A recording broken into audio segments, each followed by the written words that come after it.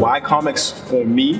I realized that some of the stories I've been holding on to that I couldn't quite make work as a novel worked perfectly as a comic book. You know, anybody, including yourself, can go and grab a piece of paper or use still images, put them in a sequence, take them down to Kinko's, and publish a comic book. You know? Personally, comics are life.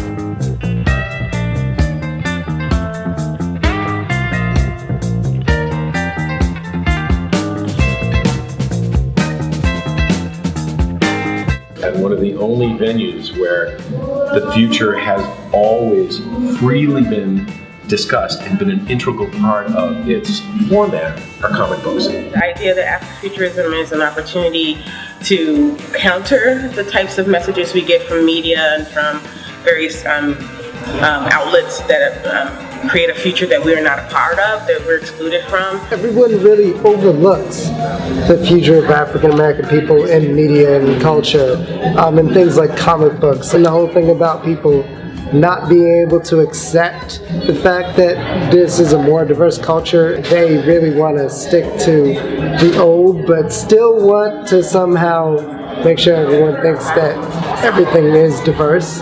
Really intrigues me. Diversity has become a buzzword in the comics industry, and it's often a word that doesn't really have much meaning in terms of how it's used. It sounds great, but we don't really know what it means or what to do with it. Helping people see not just narrative, but particularly Black narrative and Afrofuturism and arts and culture and social justice, how they all intertwine, how they all connect. We have the ability to create our own narratives and be the center of our story.